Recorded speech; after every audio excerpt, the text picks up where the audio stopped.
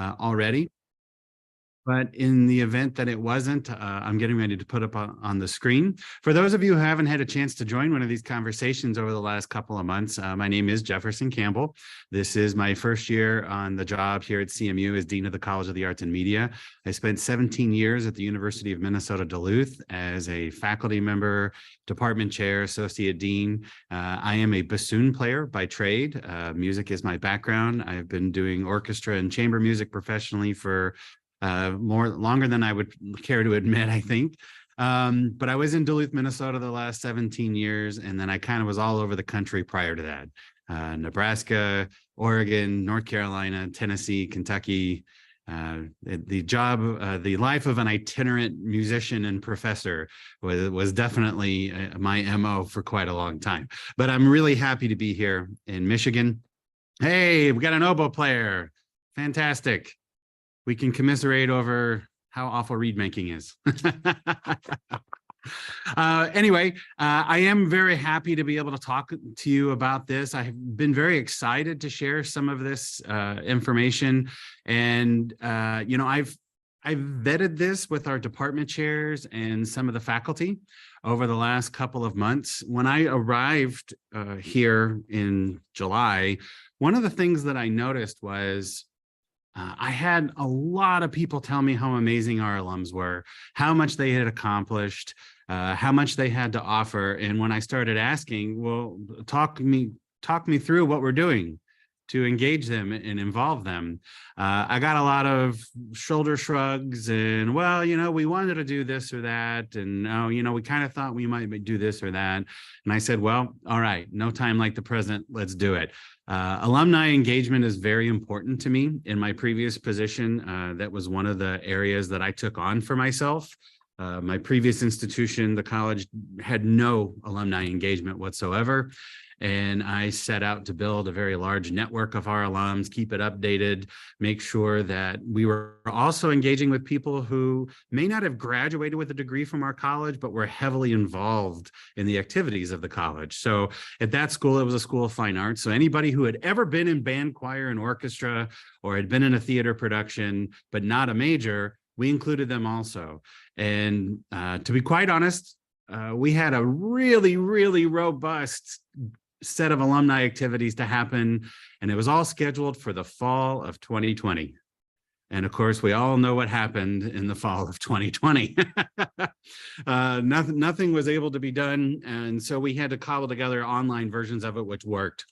I will share with you and go over this advisory board proposal, but I also want to share with you some other thoughts that I have on ways that we might be able to engage with you, get you involved with our students. That's very important to me, and that's why I'm so hot to trot on getting alumni involved and engaged. I want the current students to learn what it means to be an alum and how an alum can be involved, and the best way to do that is to have you involved. Whether that's through coming to campus and guest lecturing, or doing Zoom invites, or having gatherings and activities, award ceremonies, scholarships. I really am not closing any doors here when it comes to how we might be able to get you involved with campus life and student life and helping the faculty. So this advisory board, again, if you've had an opportunity to review the document, wonderful, you're ahead of the game. I won't go through this in too much detail because I don't want to just sit and read a document to you for 25 minutes when we can talk about other fun things. But in essence, what I'm looking for is I would like to be able to build an advisory body, not just for me, but for the entire college. And the reason I believe it's so important to do this is you, as active professionals who are in the field or have recently retired, you have experience that we can't possibly have. Even though my faculty are experts in their field, many of them come from the field and moved into higher education, they are still not full-time in the field anymore. And they are relying on their connections to keep up to date on what trends are, what developments have happened in the field, so that we can adapt our curriculum and experiences for students. What better way to do that than actually ask you and have you involved in providing us some advice? Again, at my previous institution, this was one of my responsibilities as I managed our advisory board in our college. And I got to be honest, it was kind of a treat. I got to have lunch and dinner and drinks and conversations with senators and other Congress people, federal judges, Hollywood actors, lifelong teachers, a lot of contractors. I was surprised by how many of our communication faculty had gone into contracting. Or communication grads had gone into contracting, which, by the way, helped me out because I had a 111-year-old home when I lived in Duluth. So I was pretty much constantly needing contractors. Anyway, it was such a rewarding experience, and I wanted to be able to provide that here in CAM. I really genuinely think it would only improve what we're already offering to have that level of engagement. And from your perspective, it gives you an excuse that you might not already have to come visit us a little more often and take part in what we have here nowadays, see what's going on. I can promise you, if you attended CMU in the last 40 years, Moore Hall looks exactly the same. Nothing has changed. The only difference might be the third floor ceiling tiles are a little more stained than they used to be. We had a leak. So anyway, the advisory board is meant to bring together alumni, administrators, and then hopefully some community members in Mount Pleasant and the surrounding areas as well, particularly where we might have a strong alumni presence. I'm just going to quickly go over what we thought about. I put 15 members. It could be as big as 20. And this comes from my experience trying to coordinate the advisory board in my previous institution. I know it sounds like a lot of people, but every time there's a meeting, there are folks who just aren't going to be able to make it. There's going to be conflicts in schedules. And if we only have 12 and 6 of them say, I'm not going to be able to make it, well, we can't really have an effective meeting. So having it larger is okay. And we can still accommodate 20. I have plenty of rooms that will hold 20 or more people. In fact, I've got 3 performance halls. We can always go into one of those places. Maybe some of you can relive some old memories that way. I would like a diverse group that represents each unit in the college, different career paths and professions, divergent philosophies, and then, of course, representation. I think all of these elements are essential. I do think the different career paths is important, especially if we're talking about being able to engage with students. Too often, students have a monolithic idea of what they're going to do with a degree when they leave. And it's largely based on, recruitment materials or worst case scenario, sort of a stereotype that's been established in our culture at large. And I don't think they fully realize until they experience someone who, for instance, has a communication degree and ends up being an athletic director for a Division I school, like our current athletic director, Amy Follen, whose degree is in communication. I think it's important for them to experience that and see that. And that's something that this unit would be able to do. So strategic communication, some of you may look at that and go, what in the world is that? If you're not aware, we're in the middle of reorganizing the departments of communication, journalism, and broadcast and cinematic arts into a new school of communication, journalism, and media. And one of the things that was changed is the public relations, advertising, and IPR degrees are going to be into a separate area called strategic communication starting in the fall. This was their idea. They convinced me it was an industry standard. It was pretty normal for that to happen, and it helps them have an identity of their own. So that's what that part is. So I'm looking for maybe 2 each from the fine arts and 5 from each of those groups, and 5 at large across the college, which would give us some of that outside experience. So some representation there. I had suggested staggered terms, but I've already had a few people contact me suggesting that my 1, 2, 3-year terms is not good, that 2, 3, 4 should be the minimum if we're going to start with staggered terms. Again, I am open to any feedback you might have. There is no one way to do this. There needs to be a board chair, a vice chair in the event the chair is unavailable, treasurer and secretary. I do think that those positions should be elected by the full board membership with a simple majority. But again, that'll work itself out. The next bullet point's the important one, is the initial board appointment. Those people will have to develop the bylaws or constitution for this group. So how do we outline the term? What's the nomination process? How do elections happen? What is the function of the officers and the responsibilities? What's the time commitment that we're expecting? I could easily come up with all of those, but I really am a big believer in working together and not just having things dictated. I don't believe that you have good buy-in and things don't happen very organically when it's just one person saying, this is what we're doing, how we're doing it. If you want to get on the bus, get on the bus. That's really just not my style. I prefer to have discourse, even heated discussion is fine, as long as everything's in good faith. I tell the faculty that all the time. We'll need a mission statement.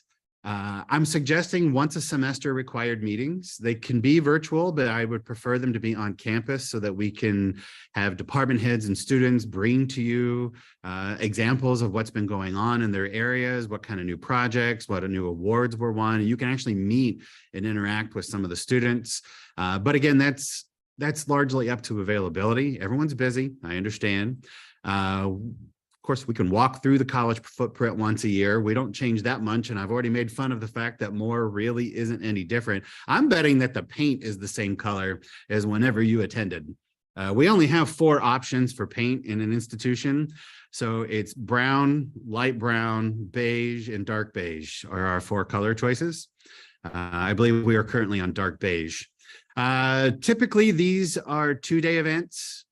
We can overlap it with homecoming in the fall and then spring be a virtual meeting. All of that is up for grabs. But some of the important parts are this. The dean and the associate dean, so myself and Associate Dean Jonathan Russell would provide a budget report so that the advisory board is aware of the realities of what we have, what our resources are, what we're using them for, and in the event of any sort of a cut or pullback, maybe some advice and direction from the advisory board on whether or not our plans make sense for the future. Any new plans or updates, that includes facilities or new degrees. Some of you who were at the last Coffee with the Dean got to hear about the proposed arts administration degree. Those are the types of things that are valuable to have advisory board opinions on. We'll provide a college health report, so you kind of have an idea of enrollment trends, where we're going with that, how our retention and graduation rates are going, and then the direction of the college and the unit. So really, that 2-day event would give you an opportunity to be deeply engaged as an advisory board member with everything that's happening, full knowledge of what's going on with the college. And just to be clear, I don't keep anything from the faculty or the department chairs when it comes to budget and enrollment. We talk about it quite often. So this isn't something where you would have privileged information and there would be resentment from anyone. I really don't think that's ever a good way to go about doing things, so I don't. And of course, advocacy is one of the things that I need from members of an advisory board, whether that means you help us out by making connections with professionals who can come perform for us or work for us or whatever it might be. And also, I need some help in coordination. I have a wonderful development team, but sometimes I need some advice on philanthropy. You know, maybe you have ideas that we have no idea about because we live here on a college campus and you don't anymore. That can be incredibly valuable advice and direction and information. In fact, I've already received some of that, you know, sort of informally from a few alums. And then I am looking to try to build a donation culture. And what I mean by that is, and we've all gone through this, right? You graduate in like a year, maybe 2, you start getting phone calls and emails from advancement at your university wanting you to donate. And typically, you know, 2-3 years out of your degree, you look at that mailer and it goes right in the recycle bin because you're still trying to figure out how you're going to make rent that month. Or you're trying to figure out how you're going to, you know, get the oil changed in your car. And so what I'm talking about by a donation culture is not just finances, although that's always welcomed and important. I'm talking about time. I'm talking about expertise.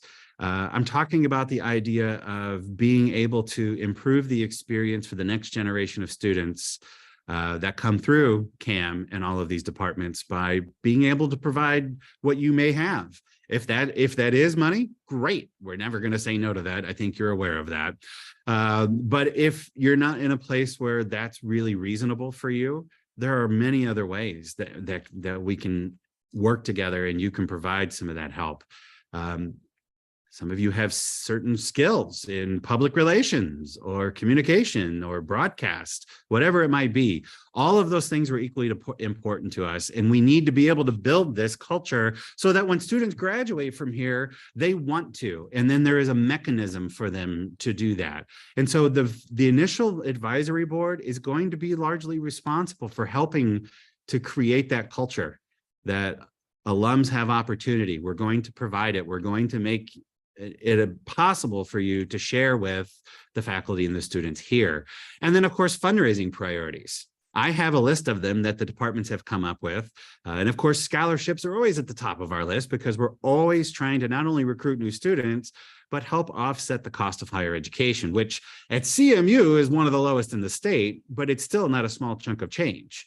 And if you're not aware, I'll throw the number at you. Tuition plus full housing plus all fees, so room and board, is going to cost a student somewhere around $23,500 a year. And that is the fourth cheapest in our state. So that gives you some idea of where that is. And, you know, quite honestly, I am always eternally grateful for everyone who contributes to a scholarship fund. But the price of tuition went up so fast between 2015 and where we are now that a lot of our scholarship awards don't have the bang for the buck that they used to have. So we used to be able to give out a $5,000 scholarship, and that was a quarter to a third of tuition. Now, I already gave you the numbers, that's a fifth of tuition. It's 20% of, well, not tuition, but total cost of attendance. And so in the eyes of a student, that has less impact, right? And we don't talk about those things with the donors because we don't want to offend anybody, but it is the reality. We have compression on that. So trying to develop fundraising priorities and then actually a mechanism for doing that. And, you know, I know that in, you know, even recent past, as early as 6 or 7 years ago, CMU was flush with money. There was money coming out of the sinks. You turn on a faucet and quarters would come out.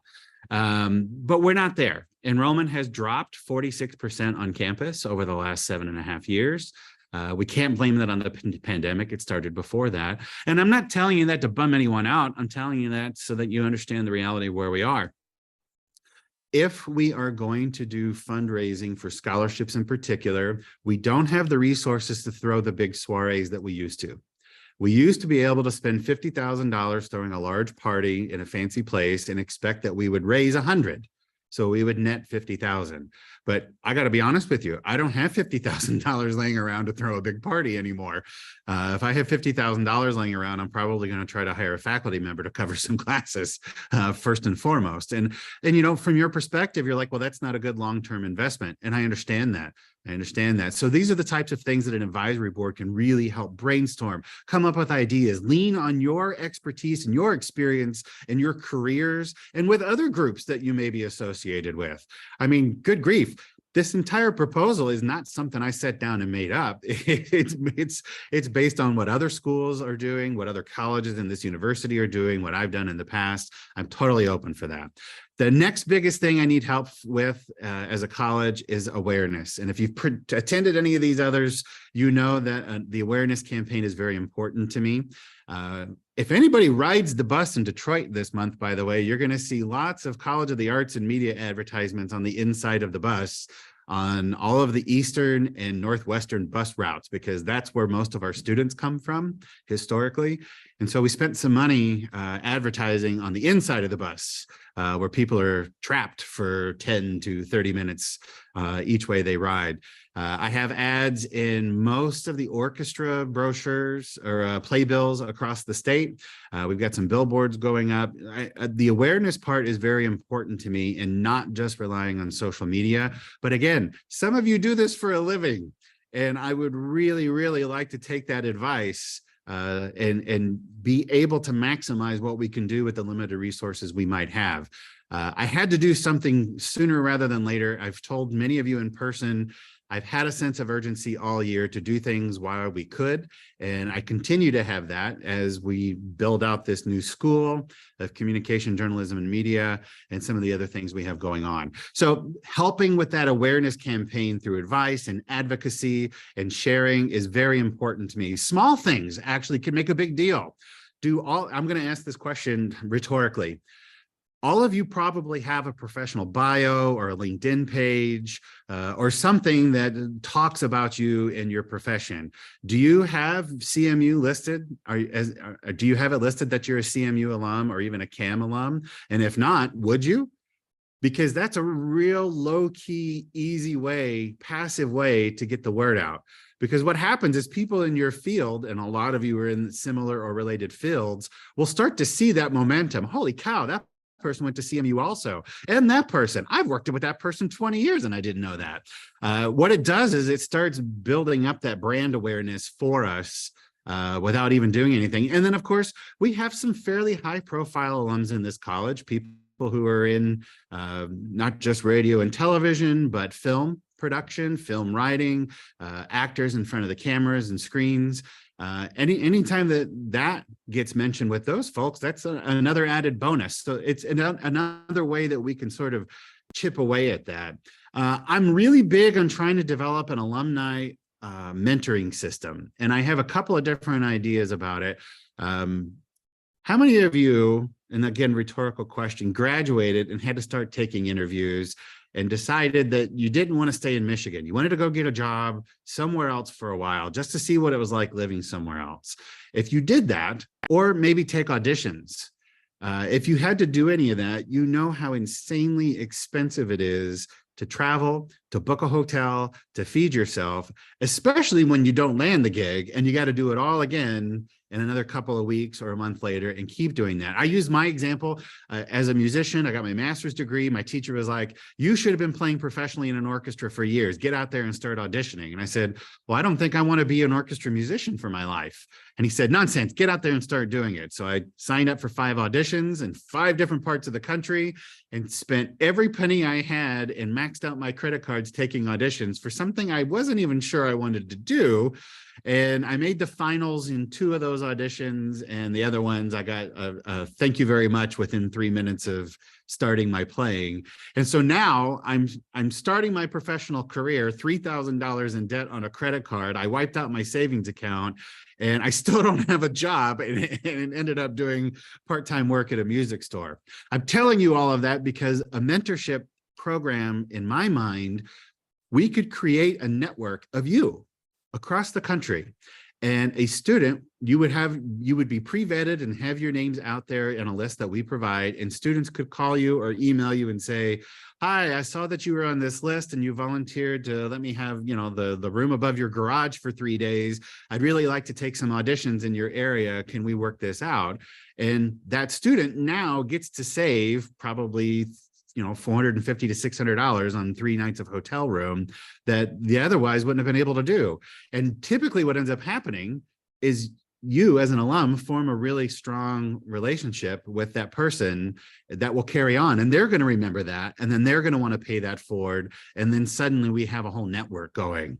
Again, it's not just about how much money we can ask you for, it's how can we engage you and get you involved directly. And for me, that's one of those ways. Another way that mentorship works is, I know some of you are hiring authorities within your corporation.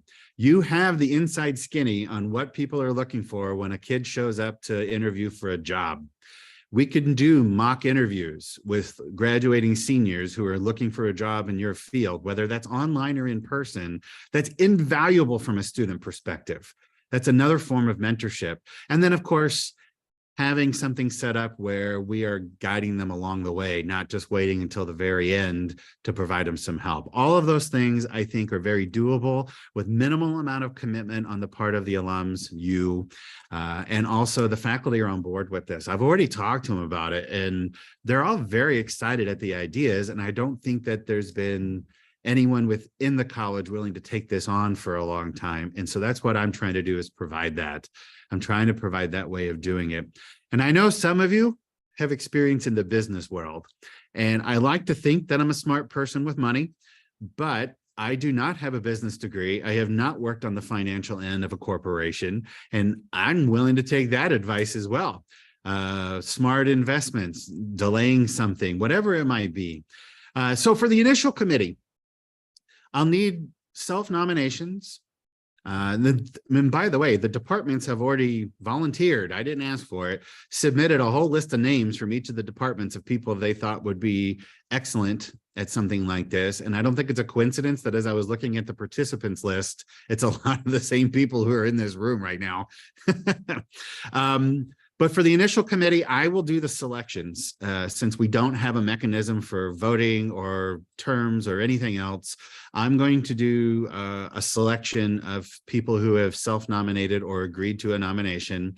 And then once we have that committee formed, that'll be one of the very first things that the alumni board will, or the advisory board will have to do is determine, okay, what kind of bylaws or constitution do we want? Are we just going to borrow one from somewhere else, which is perfectly fine.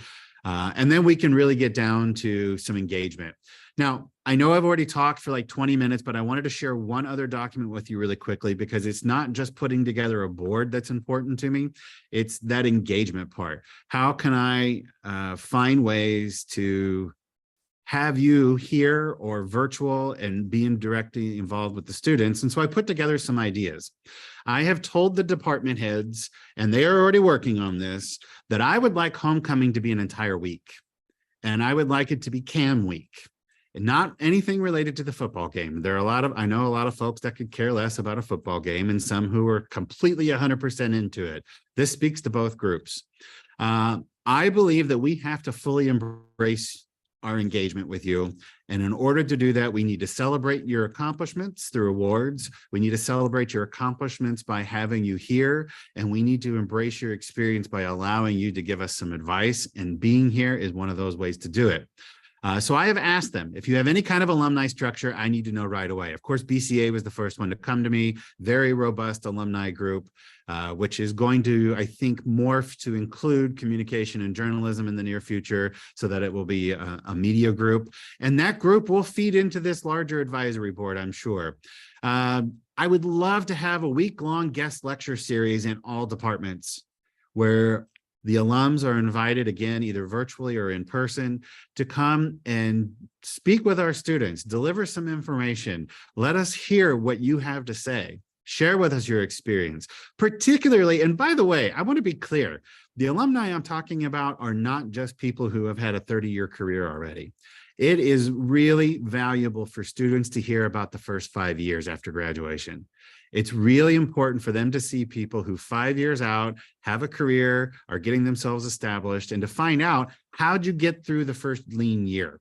Or did you get an internship which set you up for the job before you even left? How did you go about doing that?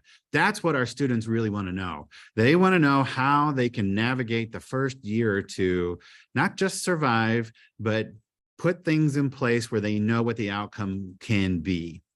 So guest lectures, and I put in here, if you're reading this along, I wrote specifically, do not have to be, quote, famous lecturers. And I think you know what I'm talking about. People who maybe have an established name. I always used my parents as a guidepost. If my mom and dad have heard of them, they're famous, right? They're mom and dad famous. Because mom and dad didn't keep up on current times and much else. But if it was a name they recognized, I knew what I was dealing with there. Those aren't the type of people I'm necessarily talking about. I mean, I'm not going to ignore that, of course, but I'm talking about the person who went out as a music educator and has had a 25-year career with teaching awards and recognition from peers for their teaching excellence, and their students have gone on to do amazing things. Those people, in my mind, are equally as important in terms of what they've accomplished and what they have to contribute to our students and our programs. Someone who is a behind the camera person their entire life. They are the producer, they're the engineer, they're the camera people, and they've had successful careers. I want those people engaging with our current students. Not all of us are going to end up being incredibly famous and well-known. That doesn't mean that we aren't really valuable and have a lot to offer to people. I come from a blue-collar family. I was the first person to go to college. When I told them I was going to go to college to play bassoon, I'm pretty lucky I didn't get disowned. Because the first question was, what the hell is a bassoon? And so, I mean, that took like 40 minutes just to get through that. But when I went to college, I was going to be a band director, but I fell in love with playing the bassoon. I went to my master's degree. I was going to be a performer. I went out and took auditions and realized I didn't want to spend the rest of my life in a a windowless room practicing scales, arpeggios, and excerpts, but I did like to teach. I love to teach. And, I consider myself still blue collar. I like doing the work. I like getting in the nitty gritty, and I'm not going to win awards or be famous. Bassoon players don't get famous. Okay. I want to make that clear. There are no such thing as famous bassoon players. And if you disagree, I want everyone in the chat to type in the name of the most famous bassoon player you've known in your life. And I'll be happily surprised if you've got one that catches me off guard. And you can't say me because I'm not famous. I'm respected, but not famous. So guest lectures, alumni performances, and exhibitions. This is part of the engagement. I would really like to show off your work in some meaningful way to a large crowd of people and invite people to it and make a big deal about it. I want to give awards to not just the super famous overachievers, but also the grinders who have made successful careers and passed that on to other people. And I've given ideas about theater and music and art and design, and they all have ideas of their own that they're already working on getting people involved with. I want to do exhibitions and celebrate the individual. I want a broad set of CAM awards that in conjunction with the alumni office. And I love the 10 within 10. And if you're not aware of what that is, those are alums who have been recognized by their former faculty in the alumni office for outstanding achievement within the first 10 years of graduation. There's 10 of them that are awarded each year, therefore the 10 within 10. But I want to be able to recognize important single achievements of an alum, as well as, the sort of the idea of a lifetime or career long. Did somebody put one in a chat? A dance performer to come collaborate and perform as well. Absolutely. Yes, that's the kind of stuff I'm talking about. And finally, all of the above needs to be an annual event. I don't want one-offs. I don't want performative events where we can just say, oh, we engage our alums, and then it goes away for 4 years. I really want something that's sustainable. I would like it to be driven by alums. And I would like to have that engagement component between the alumni and the students and faculty on campus. Now, this is the end of what I have to say, but I want to add this. I remind everybody, I'm an alum also. I have 3 different schools that I went to. And I think for most people, the undergraduate usually has the strongest ties for a lot of reasons, not the least of which is, that's a coming of age experience, right? We're all going through undergraduate years at relatively the same time frame. It's usually our first time living away from home, so we're learning how to be independent at that time. We spend the most time there, usually. I know that doctors can spend much longer doing their advanced degrees. But for me, all of that is true. My undergraduate's from Western Kentucky University. I donate to a scholarship fund in memory of a theory professor who was really important in my early career. He taught me a lot of really important things that had nothing to do with music theory. In fact, I want to share this one little joke with you, this little anecdote. I was in class and I was a very precocious 18-year-old freshman, and he was a very accomplished older gentleman. I think he was probably 53 at that time. And when I say older, that's from the perspective of an 18-year-old. Now I'm like, that's not old. That's normal age, right? We're all that age. And he challenged us and said the old joke, how to get to Carnegie Hall? And we all chanted, practice, practice, practice. And he was like, absolutely not. Playing in Carnegie Hall has nothing to do with practicing. All you got to do is call them up, have enough money, and reserve the hall, and it's yours. Just pick a date. And I called him out on it in front of class. I was like, that's not true. If that were true, then they would just do anything they wanted in there. He stopped class, asked me to stand up, marched me to his office, sat down, lit a cigarette because it was Kentucky. You could still smoke indoors back then. Lit a cigarette, dialed a number, and put it on speakerphone. And the person on the other end answered and said, Carnegie Hall booking, how can I help you? And he said, yeah, I'm wondering if I could book Carnegie Hall for April 13th this year. Do you have an opening? And she said, yes, we do. And he said, how much will it cost? And she gave him a number. And he said, do I need to provide any other proof or anything else to you in order to make this booking? And she said, no, sir, just a deposit. And he said, thank you. He hung up, stared at me, and finished the cigarette in silence, put the cigarette out, and got up and left me in his office. He just walked away and left me in his office. And when I finally figured out I should follow him, I got back and he was already teaching the class. And he said, I think Mr. Campbell has something very important to share with everyone, don't you, Mr. Campbell, about being wrong and being right. Isn't that true? And I sheepishly said, yes, that's true. And so he made a real, he was just that kind of guy. He was just going to put up or shut up, and we all knew he loved us. So I contribute to a scholarship fund every month that allows other students to go to that school. He has since passed away. It's a memorial scholarship. But even Nebraska, my doctoral school, I donate to them as well, particularly the marching band. You have a 350-piece marching band, and something is always breaking. So I contribute to that fund as well, as I know most of you do as well. I just wanted to leave you with that, because I am coming at this from the perspective of how I would like to be engaged as an alum. If my undergrad called me and said, we would really like you to come to campus, spend 2 days, and share your experiences with this group of music students on how you made your career, why you ended up choosing administration, all of those things, I'd do it in a heartbeat. I wouldn't even think twice about it. I have a love for that institution, for what it did for me, for what those professors meant to me, and how much I want to try to help current students. And I'm betting everybody in this room, because you're here, probably feels similarly, or at least some of that. And so I'm trying to build this from that perspective. Okay, now I promise I'm done talking. It's time for all of you to talk. You can ask me anything. You can throw some suggestions at me. You can shout out, sign me up, coach, put me in, and I'll write your name down, whatever it might be.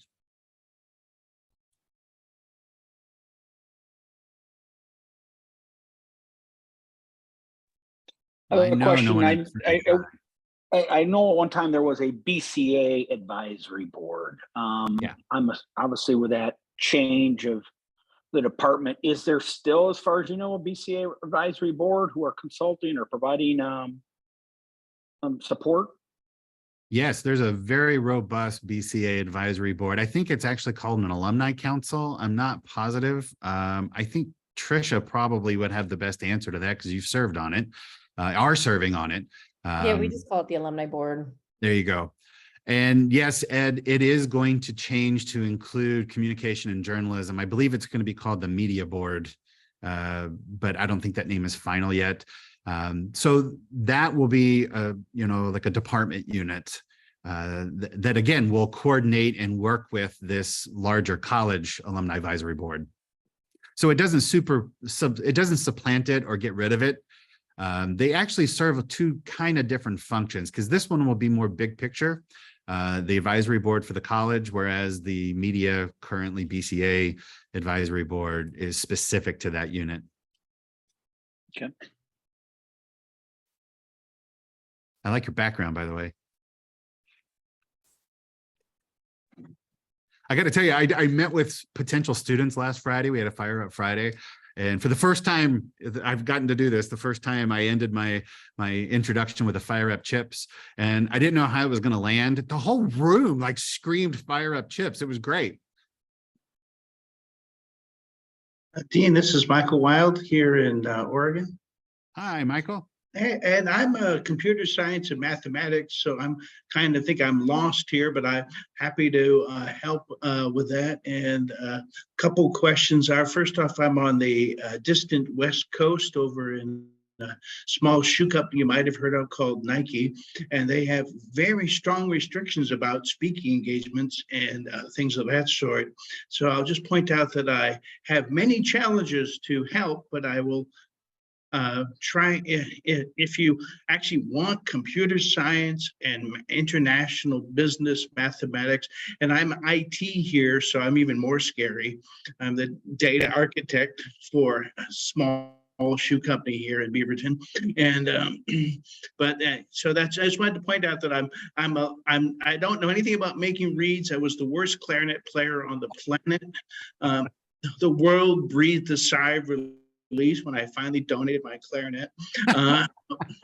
So I'm just computer mathematics, international business, and I also add that my cancer survivor, very recent, and so travel and things are greatly restricted for me at this point. But I just wanted to say that it's an interesting to be included in something that I am absolutely the wrong guy for, but if you want the wrong person, I'm willing to try to help, but I am strongly the wrong guy. Okay, that's a lot to unpack. But first of all, congratulations on being a cancer survivor. That's fantastic news. Good for you. Second of all, yeah, absolutely. I want the wrong guys. I want the wrong gals, and I want the wrong theys, and I want the wrong everybody, because none of us had a straight path. It's all crooked path stuff. I never would have dreamed I'd be a dean right now. I mean, honestly, I'm just some dumb kid from Tennessee that started playing bassoon, and suddenly I'm in Michigan trying to run all this stuff. So yeah, absolutely. That is, the divergent stuff is especially important to me, having that different perspective. So don't worry about it. You don't have to carry the embarrassment of being a clarinet player no more. You can embrace your life in IT and international business as much as you want. You have a place here.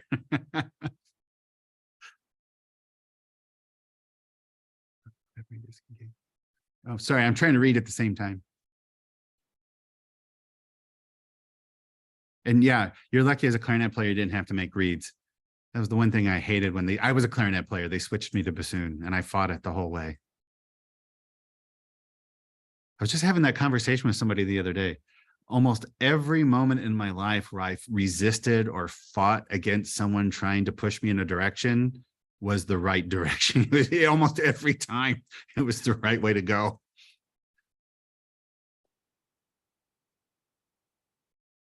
Any other questions or comments or concerns about what I've shared with you already? And I know you might need some time to digest it a little bit. How will the rollout people be chosen? I'm going to choose based on nominations, either self-nomination or an accepted nomination from the departments.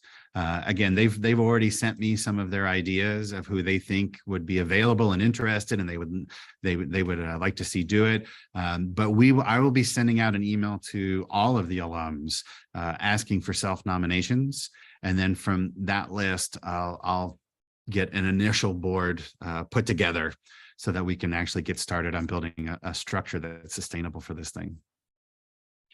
Will you send out that document you had shown us earlier as well? Yeah, I will, Ed.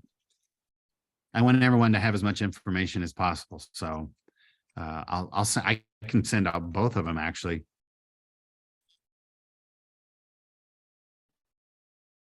Yeah, Trisha, that's a great idea. And Dean, I was going to, since not as many people are speaking about the travel requirements, that'll be the hardest for me on the West Coast, and with my wife is also ill, so it's complicated for travel. So I'd like to know how hard that requirement is. So, I envision that you won't be alone in that there will be folks, especially on the coasts, who will, due to time constraints also, either, they're in a situation that you find yourself in, or they just can't take 2 or 3 days off to travel at that time of the year. I'm assuming we're going to have some hybrid meetings, some folks in person and other people who will join virtually throughout the day. And all of our rooms now have the technology that no matter where we go in a building, there are cameras and the ability to do virtual meetings or discussions. So I don't really foresee that as a problem. And in terms of defraying the cost of travel, that is one of the parts that I'm working on with the alumni office right now, is finding, are there sources of funding I can tap into on campus to provide hotel rooms and or defray the cost of travel for this? Because I don't expect everyone to just be able to shell over a bunch of money to come visit all the time. But I haven't gotten an answer on that yet. We'll figure out something, I can tell you that much. John, thank you so much for being here.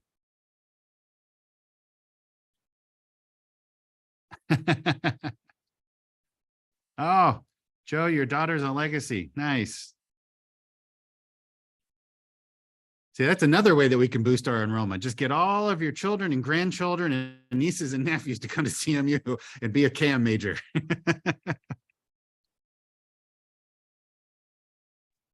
Really? I told everybody what you needed to know? That's never happened before in my life. I'm so excited to have all of you here, though. I have a question for anyone who may have engaged in the past, because I can't get a good answer. Has there been an attempt at this that you're aware of at the college level for CAM? Because I can't find any documentation. I think individual departments, when I first graduated, I was on the journalism board. I was super young, but I was one of the only people with an advertising degree. And then BCA started one, but I think the journalism has dissolved since Dr. Hartman retired and has since passed. But yeah, they were individual based on departments and not an overall college of. Yeah, okay. Oh, I did forget. Thank you. You spurred my memory. One of the things that I would like to do with the advisory board also is I would like to have at least one emeritus professor on the advisory board, someone who has some history, some institutional memory, and some perspective from that area. There are so many of them that are still near, and I meet with them and see them all the time. I deeply value their opinion. I think they could be very helpful on a committee like this. There actually was a college advisory board when the college was formed. Okay. Swan had one. It existed when Selma was here, and then a couple of. So Kevin, you mean when CCFA was formed out of the old arts and sciences? Yeah, there actually was a college-wide board. In fact, I think Gavin Smith and my wife Liz served on that board. All right. I should go ahead and I should tell you also that the departments are going to be building a tangential alumni group within each of the departments to help plan the events from that document I showed you, the week-long CAM event week leading into homecoming. The departments are going to work with some alums as well to plan those events. We're trying to give voice, we're trying to give power, and we're trying to spread the workload so that the alums aren't entirely burdened or the faculty and staff aren't entirely burdened, and that we have some distribution of that workload across everything. One of the things I'm going to ask the Alumni Advisory Board to help with, and Allison and Megan are aware of my intent to do something like this, is I would really like to try to boost our monthly and annual giving. When I said I give to the scholarship fund at Western Kentucky University, I don't give in big chunks. I give every month. They just deduct my debit card or my credit card. And I challenged 20 of my friends who were in class with me, with Dr. Smith, to also do monthly. And so I'm giving 40 a month. Each of them are giving 20 a month. And we're somewhere up to $14,000 in that scholarship account after only 18 months or 2 years of giving at this point. And for none of us, that's an individual burden, right? I mean, I don't go to Starbucks, but they don't go to Starbucks for 4 times that month. And instead they're directing it towards that scholarship fund. As a group, we have lots of power. We have that ability to affect very big change very quickly as a group, instead of just relying on an individual to hopefully show up one day and dump a bunch of money on us, which is nice, by the way. And if any of you have a bunch of money and want to dump it on us, please don't take that as a sign that we won't accept it. I'm just saying that being able to empower the individual who can give what they can give to see massive change happen, I think is really important. And it's something that we can do. We raised money for a $200,000 Steinway piano in 8 months at my previous institution, just doing that crowdsourcing sort of fundraising. Oh, I didn't even get to say goodbye to Ed. He got out real fast.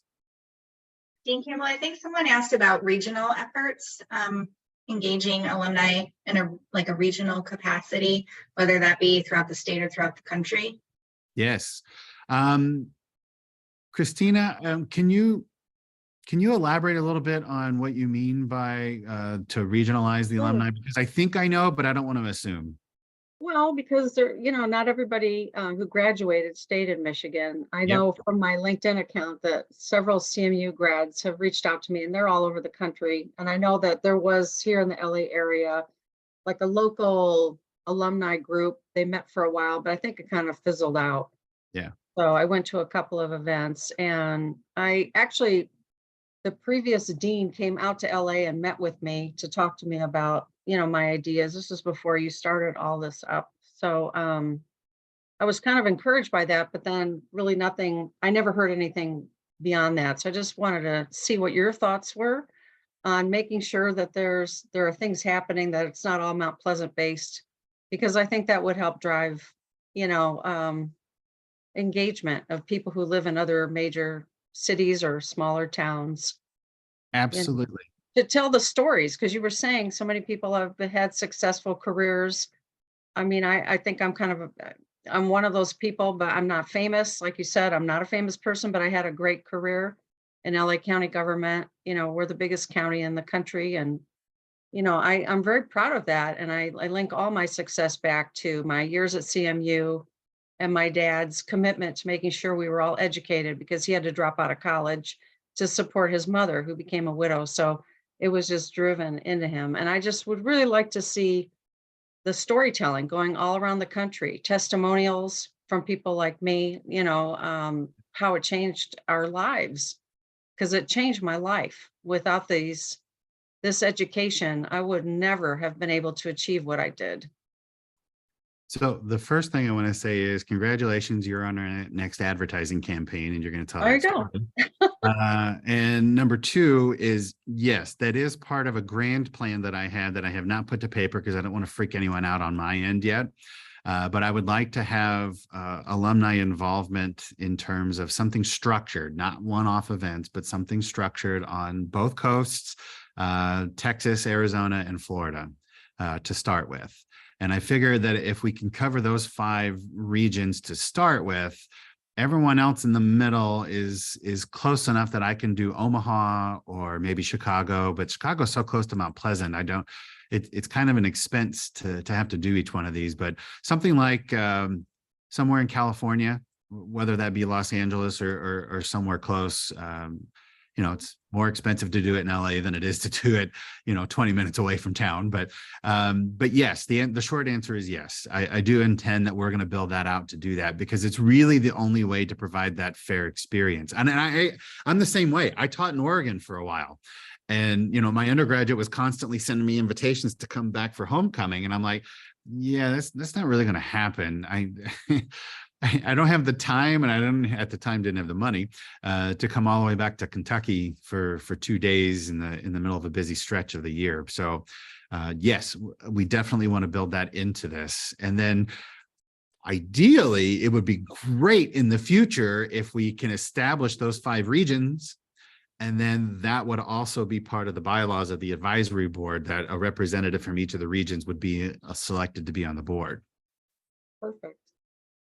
Yeah, because everybody, we all have our individual networks and resources. And here in the LA area, been here for 40 years. I developed a lot of resources, and entertainment industry, the PR business, I'm in, and journalism and everything. So It's all there. I feel like you're just rubbing it in for the TV commercial now. No.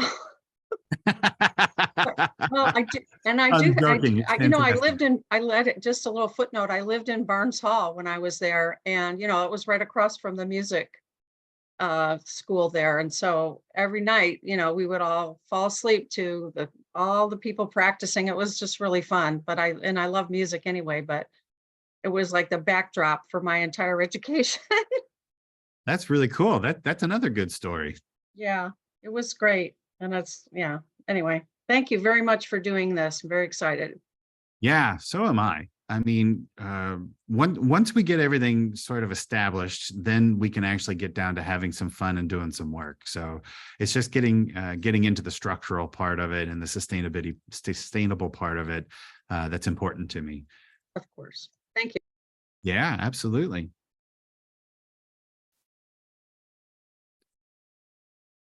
So maybe just to close, before you close up real quick, could you tell people what the next step is, or just recap on what the next thing is? Do people nominate or volunteer, and then what happens after that?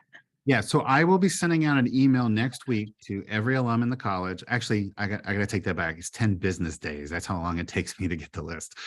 So it might be 2 weeks from yesterday. There'll be an email going out to all of the alums explaining briefly what's going on and asking for self-nominations. And there'll be a link to a form to fill out that we can collect everything. And then I'll start the vetting process. My hope is that by May 10th, I can start contacting folks and offering those positions on the initial board. And, you know, I'll make sure to say it in the email as well, the message that goes out. I can't have everyone. I'd love to, but I can find ways for you to be involved. If you don't end up on the board this time, then I'm definitely going to find a way to have you involved with the alumni organization, because I want to feed into this, right?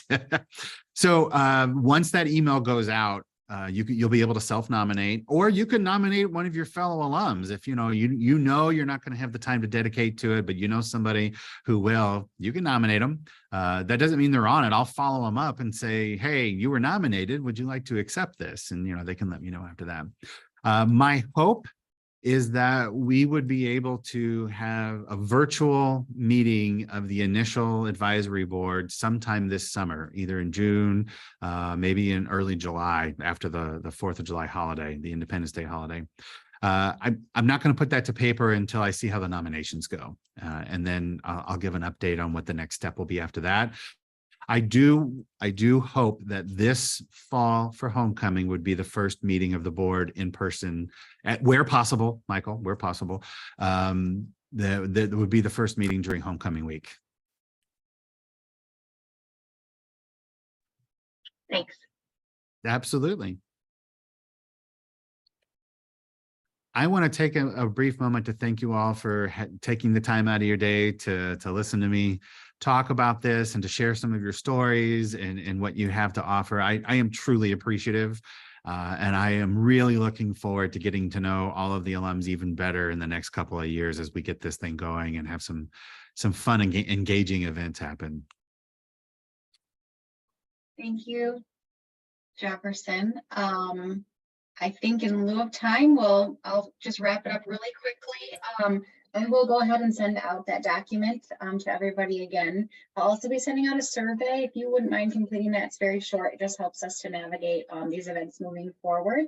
And then we will be sending out another e-blast invite for our next coffee and conversation on April 19th, where we'll be focusing on theater. Summer theater. Larry Joe Summer theater. Campbell will be there to talk with us about it. Yes. So thank you all so much, and we look forward to seeing you next time. Thank you, everyone. I really appreciate it. Talk to you soon.